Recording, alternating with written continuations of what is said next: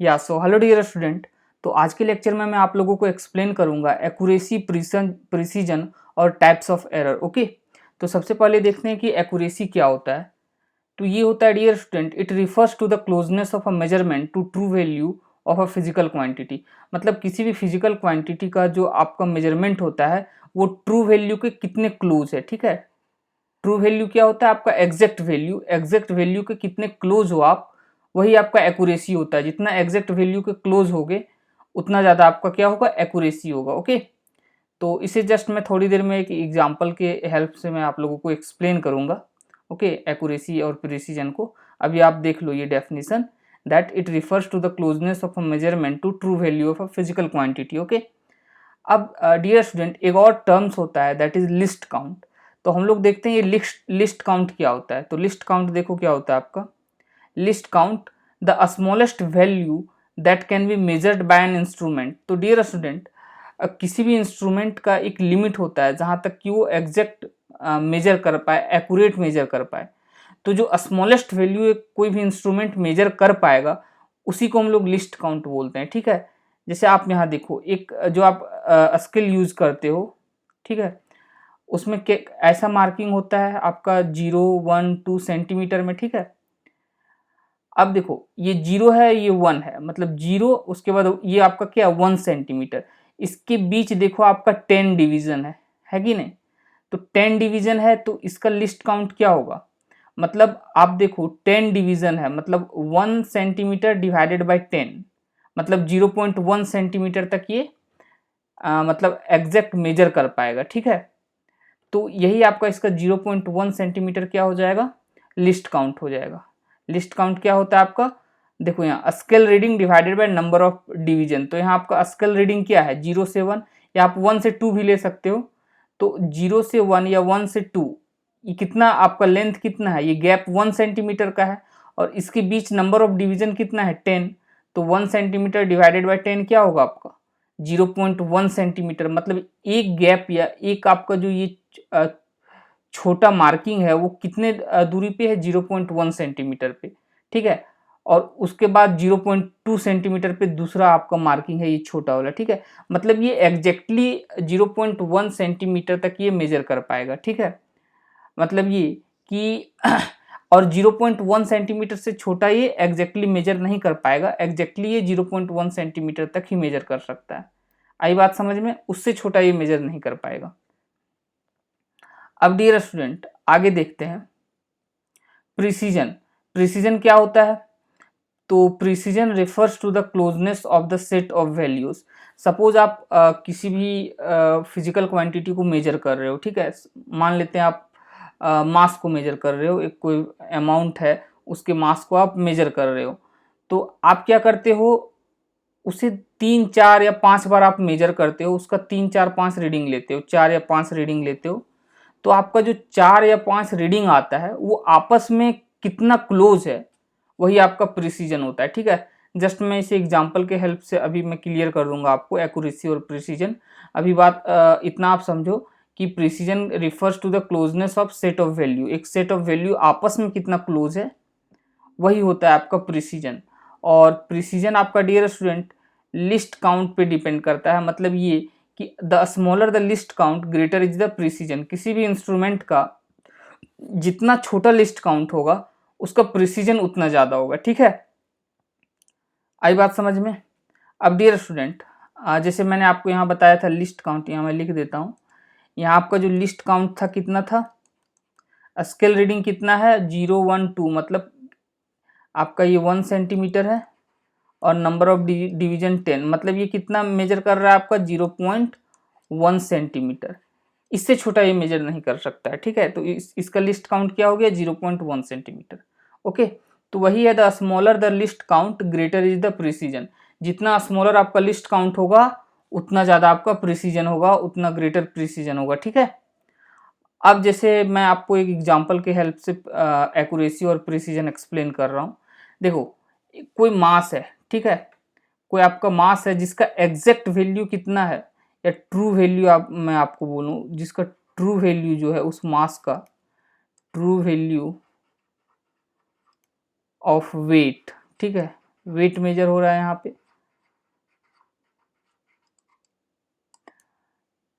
या ये आपका क्या है, या तो आप यहाँ मास लिख दो, वो आपका है 0.520 ग्राम। ठीक है, कोई मास है जिसका ट्रू वैल्यू या एग्जैक्ट जो मास है, एग्जैक्ट वेट है, वो क्या है 0.520 ग्राम। ठीक है, अब 3 स्टूडेंट है आपका ए बी सी, और तीनों स्टूडेंट ने क्या किया, उस मास को मेजर किया। ठीक है, और 3 बार मेजर किया, तीनों ने 3 बार मेजर किया, मतलब 3 रीडिंग लिया।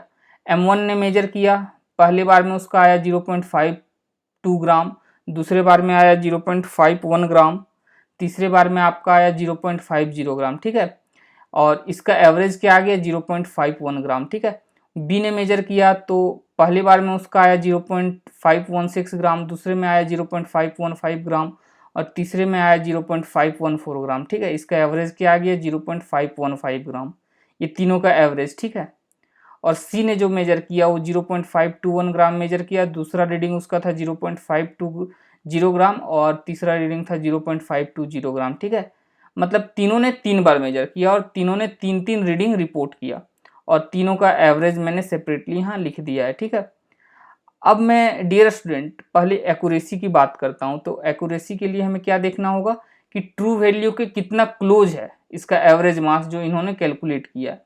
तो देखो, यदि मैं ए की बात करूं, तो ट्रू वैल्यू मेरा कितना है 0.520।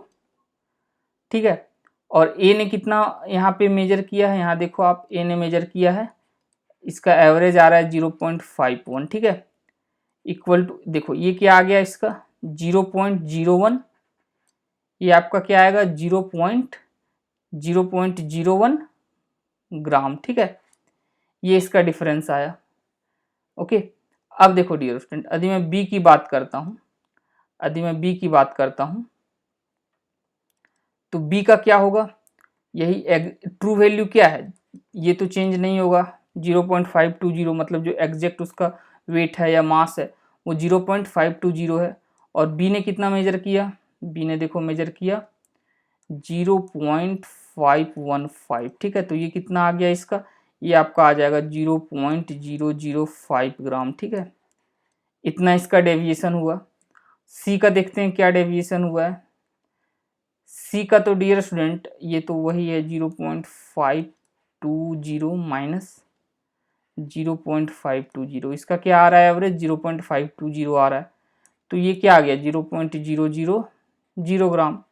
ठीक है, तो आप देख रहे हो ट्रू वैल्यू से कौन ज़्यादा डेविएट कर रहा है, ट्रू वैल्यू से सबसे ज़्यादा ए डेविएट कर रहा है। ठीक है, सबसे ज़्यादा कौन डेविएट कर रहा है आपका, ए डेविएट कर रहा है सबसे ज़्यादा, उसके बाद कौन डेविएट कर रहा है बी, और सी देखो वो उसका डेविएशन 0 है, मतलब ट्रू वैल्यू से वो ज़्यादा डिफर नहीं कर रहा है, मतलब डिफर ही नहीं कर रहा है, एग्जैक्ट उतना आ जा रहा है इसका एवरेज। ठीक है, तो आपका सबसे ज़्यादा एक्यूरेट कौन है सी, और सबसे कम एक्यूरेट कौन है ए। ठीक है, क्यों, क्योंकि इसका ज़्यादा डेविएशन है ट्रू वैल्यू से। ठीक है, तो यही आपका एक्यूरेसी होता है कि आप ट्रू वैल्यू के कितने क्लोज हो, आपने जो कैलकुलेट किया है वो ट्रू वैल्यू के कितने क्लोज है, जितना ज़्यादा क्लोज होगा आपका उतना ज़्यादा एक्यूरेसी होगा। ठीक है, तो ये बात था एक्यूरेसी का। ठीक है, अब मैं बात कर लेता हूं प्रिसीजन का। तो प्रिसीजन के लिए क्या करेंगे डियर स्टूडेंट, यदि मैं ए का देखता हूं, जस्ट अ सेकेंड, यदि मैं डियर स्टूडेंट ए का देखता हूं, तो ए ने जो मेजर किया था वो क्या था, देखो आप 0.52 ग्राम, और क्या था ओके मैं यूनिट नहीं लिखता हूँ, 0.52 है ये, मैं जस्ट मैग्नीट्यूड लिख रहा हूँ, यूनिट नहीं लिख रहा हूँ। ठीक है, 0.52, 0.51 और क्या है 0.50। ठीक है, अब देखो डियर स्टूडेंट, ये दोनों के बीच का कितना गैप है, ये सेट ऑफ वैल्यू है जो ए ने रिपोर्ट किया है, क्या है वो 0.52, 0.51 और 0.50। अब इसमें देखते हैं ये कितना क्लोज है आपस में, ये तीनों डेटा जो ए ने रिपोर्ट किया है ये आपस में कितना क्लोज है। तो ये दोनों के बीच का डिफरेंस आप देखो 0.01 है, और ये दोनों के बीच का डिफरेंस देखो 0.01 है, ठीक है। अब मैं यहाँ b की बात करता हूँ,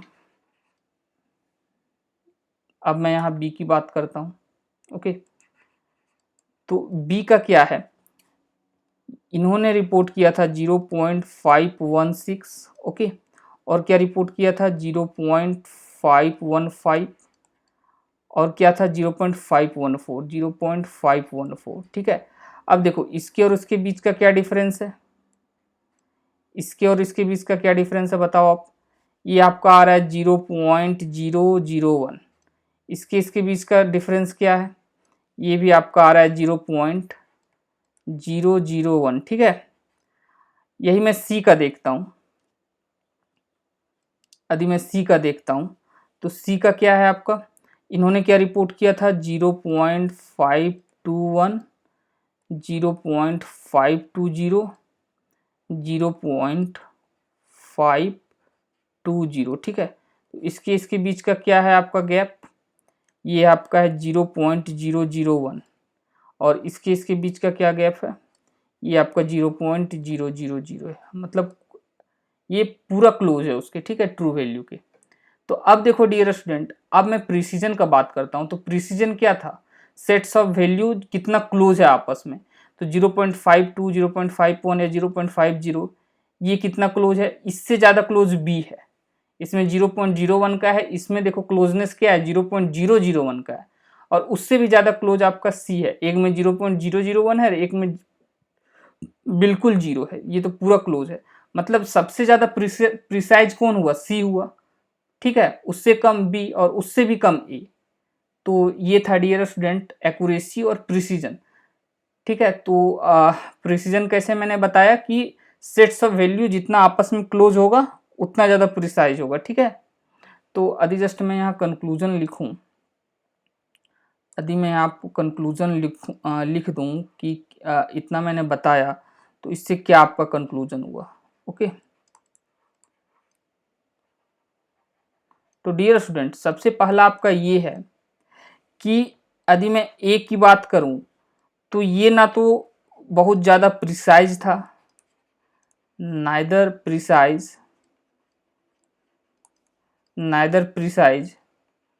ना ही ये एक्यूरेट था, नॉर एक्यूरेट, ठीक है।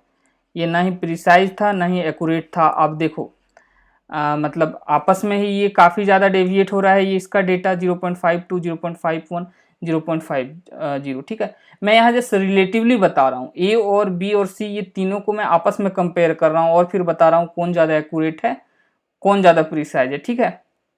तो ए तो ना ही ज़्यादा प्रिसाइज है ना तो एक्यूरेट है, क्यों, ए का देखो आपका ये जो डेविएशन आया है ट्रू वैल्यू से इसका एवरेज मास का, ये ज़्यादा है इन दोनों के कंपैरिजन में, और इसका जो सेट्स ऑफ वैल्यू है वो आपस में भी बहुत ज़्यादा डिफर कर रहा है, ठीक है, बाकी के कंपैरिजन में, ठीक है। तो ये आपका ना ज़्यादा प्रिसाइज है और ना ही ज़्यादा एक्यूरेट है, ठीक है। अब यदि मैं बी की बात करता हूँ तो ये मोर प्रिसाइज है, ये तो प्रिसाइज है ज़्यादा, बट ये एक्यूरेट ज़्यादा नहीं है, ठीक है, बट नॉट एक्यूरेट, क्यों, मैं एक्सप्लेन करता हूँ, ठीक है। देखो आप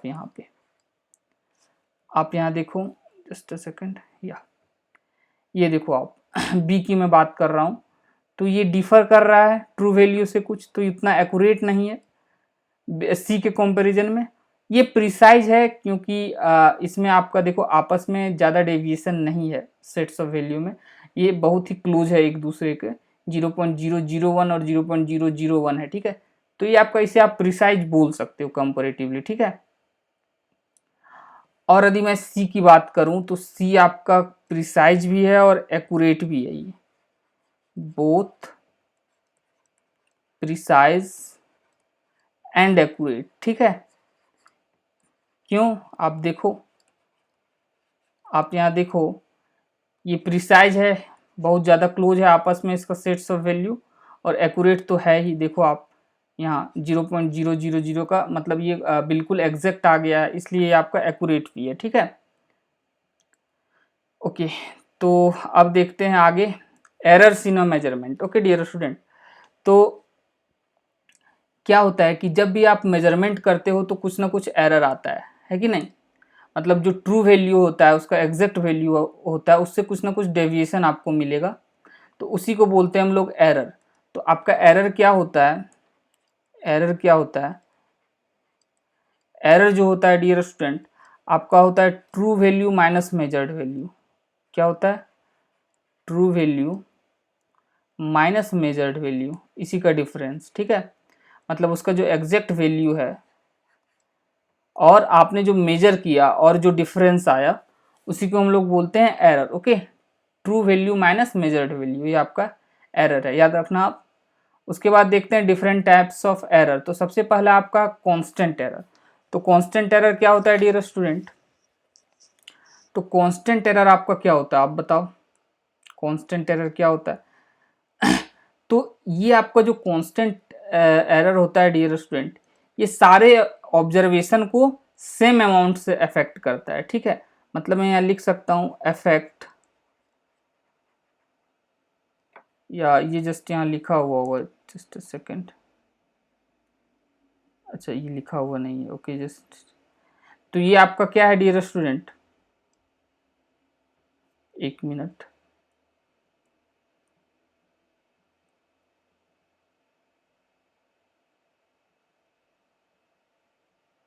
या तो सबसे पहले आपका क्या है कांस्टेंट एरर। तो ये आपका क्या होता है, affect each observation, each observation by same amount, by same amount। मतलब ये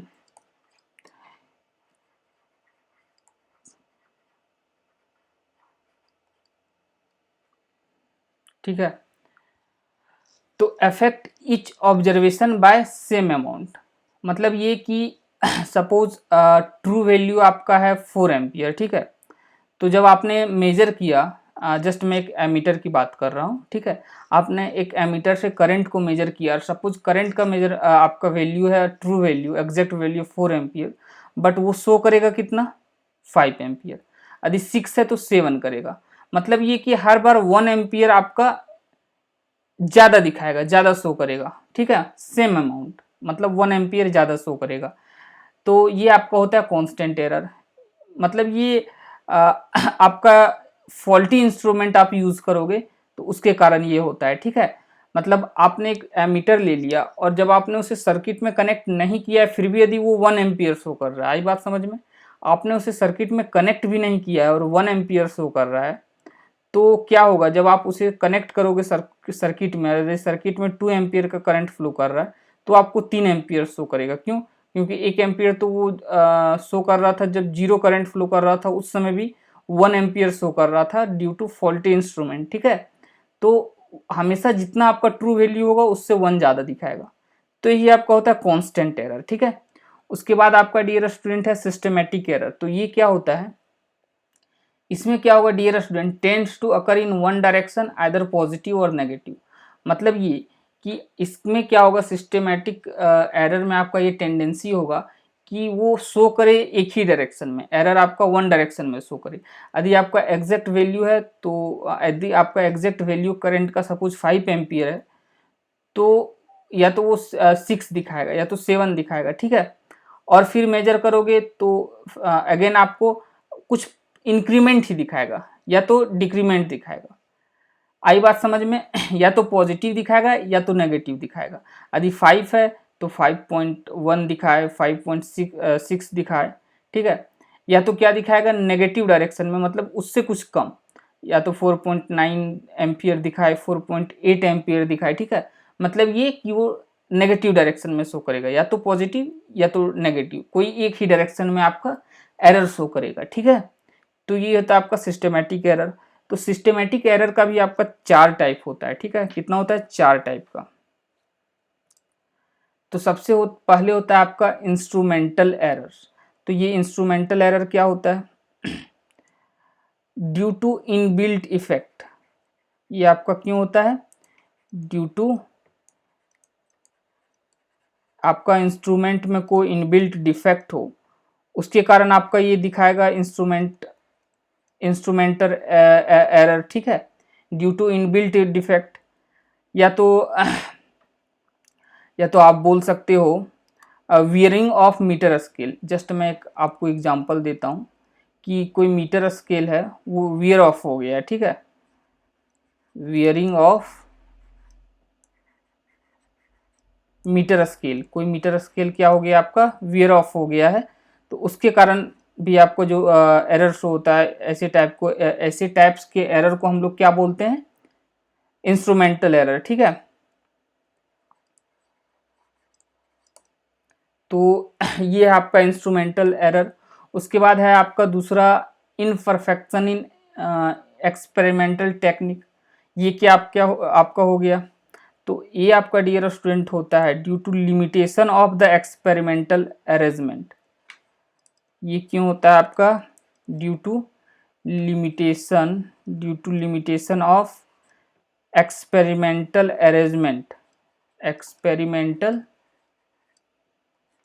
अरेंजमेंट, ओके। इससे वैसे आपका क्वेश्चन इतना डीप में आएगा नहीं, जस्ट आपको टाइप्स पूछा जाएगा, ठीक है, और थोड़ा बहुत मैं आइडिया दे रहा हूँ आप लोगों को कि आप यदि आ जाए तो लिख पाओ। तो लिमिटेशन ऑफ एक्सपेरिमेंटल अरेंजमेंट, मतलब एक्सपेरिमेंटल अरेंजमेंट का कुछ लिमिटेशंस होता है। जैसे आप वेट मेजर कर रहे हो, ठीक है, एयर में किसी भी ऑब्जेक्ट का आप वेट मेजर कर रहे हो, तो एयर का कुछ बायोनेंसी फोर्स ऊपर की ओर लगता है, ठीक है। जिस तरह फ्लूइड आपका लिक्विड के कारण बायोनेंसी फोर्स होता है, उसी तरह आपका एयर के कारण भी थोड़ा बहुत बायोनेंसी फोर्स लगता है, जिसके कारण आपका जो वेट का रीडिंग आता है, वेट का जो मेजरमेंट आता है, उसमें कुछ डेविएशन आता है, ठीक है, due to buoyancy force of air, ठीक है, यदि आप वेट मेजर कर रहे हो किसी भी ऑब्जेक्ट का। उसके बाद है आपका पर्सनल एरर। तो ये पर्सनल एरर क्यों होता है, ये आपका होता है इंडिविजुअल केयरलेसनेस, ठीक है, मतलब आप कुछ केयरलेस कर रहे हो, मतलब केयर के साथ आप यदि मेजरमेंट नहीं कर रहे हो, आपका खुद का गलती हो, तो ये आपका क्या होता है, पर्सनल एरर होता है, ठीक है, इंडिविजुअल केयरलेसनेस, ठीक है। जैसे आप किसी भी लेंथ का मेजरमेंट कर रहे हो, आपके पास मीटर स्केल है और आपने लेंथ का मेजरमेंट किया, ठीक है, और जब आप देख रहे हो तो उसे आप स्ट्रेट नहीं देख रहे हो, ठीक है। सपोज आपके सामने मीटर है, वहाँ पे आपने मेजर कर रखा है और उसे आप यदि स्ट्रेट नहीं देख रहे हो, कुछ एंगल से देख रहे हो, तो आपका पैरेलैक्स आ जाएगा, ठीक है। पैरेलैक्स के कारण आपको एग्जैक्ट वैल्यू नहीं दिखेगा, उससे कुछ डेविएशन दिखेगा, ठीक है। तो आपको एकदम स्ट्रेट देखना है ताकि पैरेलैक्स नहीं आए, ठीक है। तो ये सब आपका इंडिविजुअल केयरलेसनेस में आता है और यही आपका होता है पर्सनल एरर, ठीक है, जो आपकी गलती के कारण होता है, आप केयर के साथ नहीं करते हो, तो वही आपका क्या होता है, पर्सनल एरर होता है। उसके बाद आपका है error due to external cause. तो इसमें क्या होता है, error due to external cause, तो ये आपका होता है ड्यू टू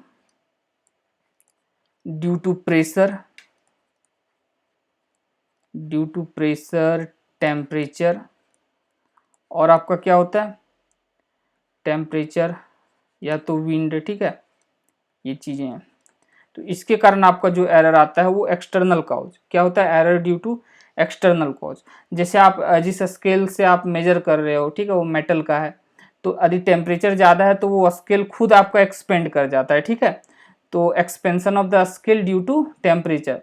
तो इसके कारण जो एरर आता है वो होता है आपका error due to external cause, ठीक है। उसके बाद आपका क्या है डियर स्टूडेंट, रैंडम एरर। तो रैंडम एरर क्या होता है, ये आपका होता है अकर इरेगुलरली एंड रैंडमली, ठीक है, मतलब आप सब कुछ सही कर रहे हो फिर भी कुछ एरर आ रहा है, अकर इरेगुलरली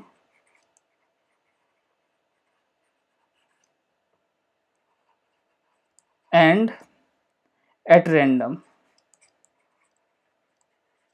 ठीक है, मतलब आपका ये इरेगुलरली हो जाएगा, रैंडमली हो जाएगा, आप सब कुछ ठीक कर रहे हो फिर भी कुछ आपका एरर आ जाता है, ठीक है, इसे कहते हैं रैंडम एरर। जैसे आपका रिफ्लेक्स उतना फास्ट नहीं होता यदि आप मेजरमेंट कर रहे हो, जैसे आपका अटेंटिवनेस जो होता है उतना फास्ट नहीं हो पाता है, जिसके कारण ऐसा एरर आता है। जैसे आप सपोज मेजरमेंट कर रहे हो, एक बॉब है, पेंडुलम है, उसका बॉब एक्सट्रीम पोजीशन पे जा रहा है, मीन पोजीशन से एक्सट्रीम पोजीशन, और यदि आप टाइम को मेजर कर रहे हो तो जब वो एक्सट्रीम पे जाके रुकेगा तब आप स्टॉप वॉच का बटन दबाओगे, ठीक है, उसे आप स्टॉप करोगे। तो क्या होता है, जैसे ही वो आपका एक्सट्रीम पे पहुंचता है वैसे ही आप उसे प्रेस नहीं कर पाते हो स्टॉप वॉच को उसी एग्जैक्टली उसी टाइम पे। तो यही सब कारण है जिसके कारण आपका रैंडम एरर आता है, ठीक है। उसके बाद आपका है लिस्ट काउंट एरर। तो ये आपका क्यों होता है, ड्यू टू लिस्ट काउंट। तो मैंने आपको बताया था लिस्ट काउंट क्या होता है। तो it is the minimum value that an instrument can measure, ठीक है। मतलब कोई भी इंस्ट्रूमेंट का एक लिमिट होता है जहाँ तक कि वो एक्यूरेटली मेजर कर पाए।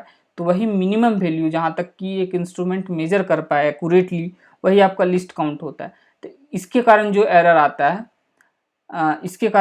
आता है डियर स्टूडेंट, वो क्या होता है, वो आपका कहलाता है लिस्ट काउंट एरर, ठीक है। जैसे मैं आपको बोलूँ कि ये कोई स्केल है, ये 0 है, ये 1 सेंटीमीटर है, ठीक है, 1 सेंटीमीटर, ओके। अब इसके बीच 10 डिवीजन है, 1 2 3 4 5 6 7 8 9 10, ठीक है। ऐसा ये 10 डिवीजन है। तो ये 1 2 3 4 5 6 7 8 9 10, ठीक है। तो ये 10 डिवीजन है। तो ये 0.1 से एक डिवीजन कितना होगा आपका, 0.1 सेंटीमीटर। तो ये 0.1 सेंटीमीटर तक ये मेजर कर सकता है एग्जैक्टली। इससे कोई छोटा वैल्यू होगा तो आपका ये इंस्ट्रूमेंट एग्जैक्टली मेजर नहीं कर पाएगा, ठीक है। तो इसलिए आपका क्या होता है, एरर आता है। और इसके कारण जो आपका एरर आता है उसे बोलते हैं लिस्ट काउंट एरर, ठीक है। तो आपको समझ में आ गया होगा लिस्ट काउंट एरर क्या होता है। ओके डियर स्टूडेंट, तो आज के लिए इतना ही। फिर मिलेंगे नेक्स्ट लेक्चर में। या सो बाय एवरीवन।